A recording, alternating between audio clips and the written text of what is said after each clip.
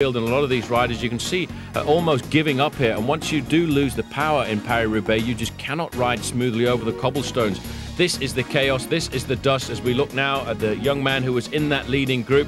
This is Sébastien Joly from the Bonjour team, and behind there, Phil, somewhere is a main field. Well, I make him a minute behind now as he comes off the cobblestones, so that's how much time he's lost over a pile-driving Tom Steels. Just take a look at some of the... There's Magnus Bagstedt, praying for rain for weeks, he says. Now he's going to have to pray for a chance to get back to the front because he is more than halfway down the field. Another bottle's gone. This is chaos. Look how hard there's Jackie Durand just going through, so he is safely back in the main field. But you can get a chance to see just how bad those cobblestones are as the main field comes through. Taffy now is at the front of the group. He knows how important this Forest of Arenberg is. Georgie Hincapie right up there. You can see he's got the white arms there. He's rolled down his arm warmers that he was wearing this morning when it was a little bit cooler. So Hincapie, just like last year, is riding this bike race right to the front. Well, Andrea Taffy driving on, gritting his teeth now. He never seems to save any effort for later. He gives it all every time he gets to the front. And George is right in his slipstream there, riding very well. Hoy goes over. Ballerini, I think, was bridging. Little small group trying to get off the front, but they should all regroup here. Well, they should do, but one man who slipped away from the front there was, in fact, Johan Museo, leaving it up to his teammate wearing number 1, and this is the side. That is Pieri. His tail's up, Paul, after that brilliantly well-taken second place in Flanders. Well, I was wrong about Johan Museo because he is right there as well. This is a very serious group. You see how important the Forest of Arenberg is. You have to ride it to the front because once you come out of the Forest of Arenberg, you're nearly always a group of 10 or 15 riders manages to split off the front, and that's exactly what's happened now. These leading group now, the 4 men are on the next section of cobblestones. It's known as... Got the win under his belt now. He can sort of anything else is a bonus, I suppose. That's how he will think. That they're slowly recovering from that hard section now from the Forest of Arenberg through Wallers, and it looks as though they're coming back together to see just who has survived in any good condition. Magnus Bagstedt is up there with Stuart O'Grady on the Credit Agricole squad, green and white. Frankie Andreu, and it looks as though they're all getting themselves together. Well, we'll have a truce for a little while now because we've just had 2 very hard sections of cobblestones, the cobblestones of the Arenberg Forest followed by Wallers, and there's no real tough sections now for about 15 kilometres. So what will normally happen, these guys will sit back, and a chance there to see, in fact, Philippe Gaumont getting a bottle from the side of the road. He's from the north of France as well, so that's probably one of his supporters. It probably is. It's probably premeditated as well. Now, we're back up with Marty Jameson here. He's actually been caught by the main group, I think, because I just caught a glimpse there of George Hincapie right behind him. Now, having been caught, his only job now is to keep the pace high as much as possible. But there's a big organisation here, Phil, coming from US Postal Service. They are a team now who are not being subjected to the race. They're actually dictating the pace, which is great to see, and the Lamprey boys are tucked in right behind there. So Marty, despite the fact that he's been in that breakaway for the best part of 80 kilometres, has been dropped on the Forest of Arenberg and is now contributing to the pace again back in the field to try and keep Hincapie as fresh as a daisy as they race up towards the last 60 or 70 kilometres of this race. So Marty is, I think he's going to do his utmost here, and then he will disappear from our screens. But these guys are actually holding on. I thought they were going to get caught after the Forest of Arenberg. We're looking at the 4 leaders. The man on the front is Tom Steels, and he will have the word coming right now.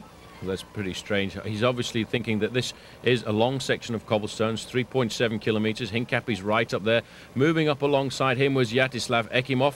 And we're seeing Georgie Hincapie here riding with all of the big names. There's Zabel as well, so it's good to see the World Cup leader in at the front in a bike race like this. Tristan Hoffmann is the next rider coming along, and this acceleration actually from Taffy has split a lot of riders off, and Zabel having serious difficulty staying on the wheel. Yeah, just look, he's taken to the grass there, and slowly that gap is opening. He's gritting his teeth and hoping it'll end quickly.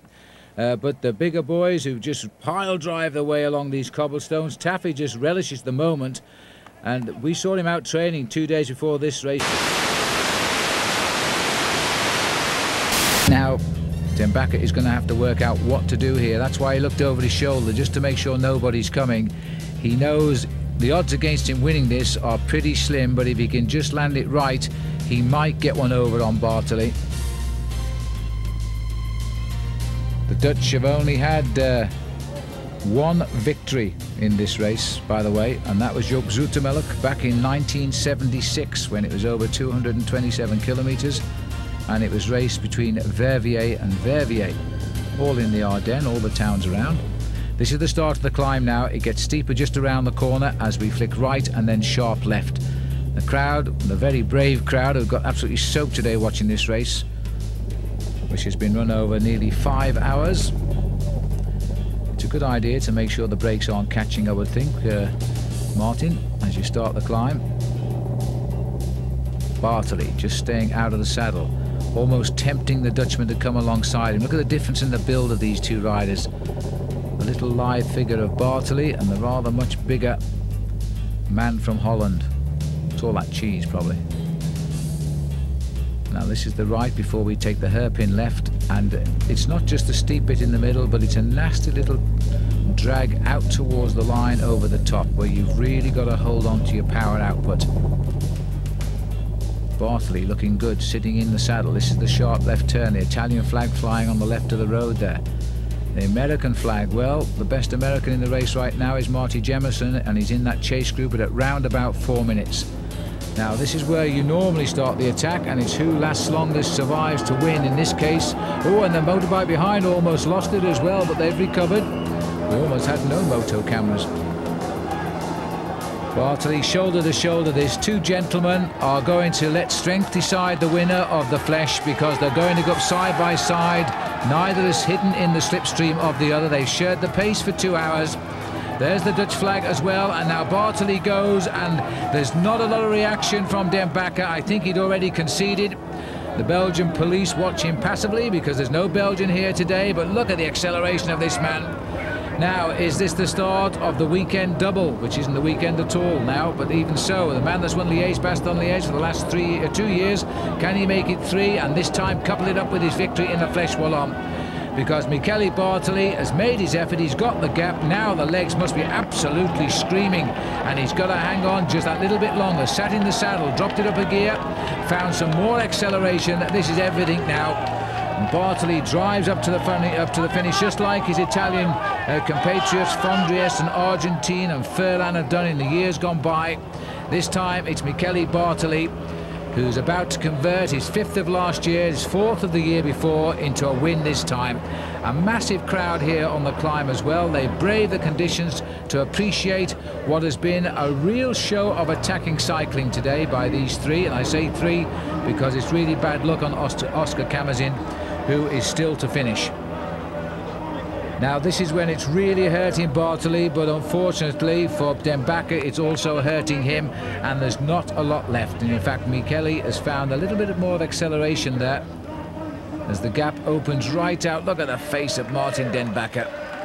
He's still nonetheless celebrating his best season as Michele Bartoli continues a great year for him. This will be his 5th win of the year, and probably the best in Fleche Wallone. A good average speed too of 40.3, nowhere near the record by the way. A couple of kilometres now short of that, but in these conditions who cares. Martin Den Bakker gets over the line in 2nd place. The clock has ticked by 14 seconds. So they are in, and now it'll be a while. Further down then on the climb itself, it looks as though Mario Ertz, this long, tall, lanky Belgian, is going to give the home crowd something to shout about here. They spotted the Lotto colours as they cheered him on now away from Oscar Camazin and Michael Bogert. They're the other two riders. There's Camazin. So Camazin's done well. He's going to hang on for 4th. Where's Bogart? There he is. Bogart, the champion of Holland, continues the season which got him a victory in Paris-Nice this year. He's still up in the thick of it now as we come towards the end of April. But this will be the best result for this Lotto rider, and Jean-Luc Van den Broek, the manager and general director of Lotto, will be pretty pleased that he's found another man now to add to his stable. André Schmil, of course, is the man for the different types of classics like Paris-Roubaix, Tour of Flanders.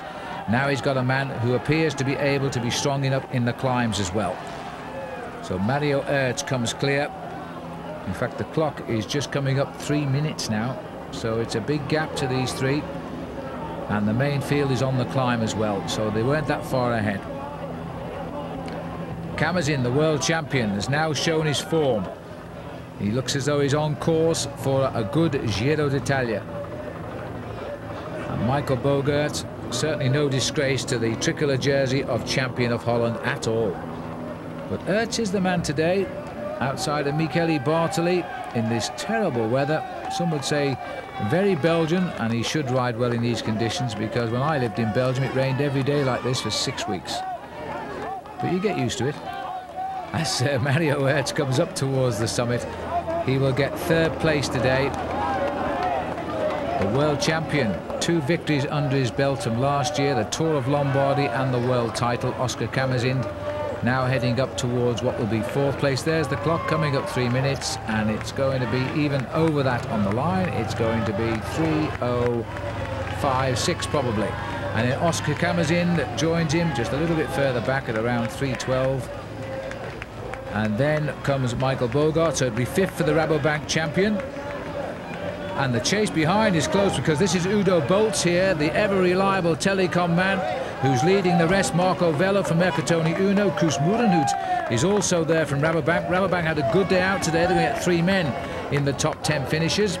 Bogert gets the line just ahead of Udo Boltz. And then Marco Velo, the name I think every cyclist would love to have, he gets over the line in 7th place today for Mercatoni Uno. Pantani, by the way, not riding today. You may have guessed that. Jens Voigt is the rider for Credit Agricole, and they're going to continue to come over the line here one by one. Seiko put in Paolo Salvadelli there, just passing through the screen. He'll have passed over about 10th. Benesto looking at his watch, that is Mansabo. Gianni Farazin from the Mappe boys. And that looks like the Benesto's Eitor Osa. Now, what's in this little group here of mixed legs? Well, we've got Marty Jemison on the left, and that's been a good ride by Marty today as he stamps his way up the climb. He's going to get a top 20 finish here, and that's going to say a lot for Marty. Andrea Noah and David Rebellin are going away. Marty, just look at the face on Marty Jemison here. This has been a terrible day. If anything, these are the worst conditions right now at the finish as they continue to zigzag their way up. Jörg Jatska is the telecom rider in that little group. As Rebellin comes up to the line here, Andrea Noah and Marty Jemison crossing the line now as the clock tells us. You can't see it, but I can, just short of 4 minutes. There we are, 4:48. So that's a very, very good ride indeed. US Postal are also shaping up for a great season. There's the result, though. A very emphatic win for Michele Bartoli from Martin Den Bakker, the 2 partners in crime today. They left behind Oscar Camazin. There'll be talk about that. But the rest of them all came in over the next 5 minutes. This was the shoulder-to-shoulder battle between 2 gentlemen professionals who'd ridden the last 2 hours of the race together. They chose to just ride side by side and made a best man win. And on this occasion, there was no doubt that was the Italian Michele Bartoli, before a crowd who actually love Bartoli racing in this part of the world because he is such a popular bike rider. They won't be at all unhappy it wasn't the Belgian first to the top of the Mur de Huy today. And just inside 5 minutes. So Michele gets his first Fleche Wallone trophy. Now, can he make it an Ardennais double by winning Liège-Bastogne-Liège for the 3rd time? And just before I go, don't forget, visit us on our website. Lots of interesting things for you to view there. The address is www.worldcycling.com. Until the next time, this is Phil Liggett saying goodbye to you all.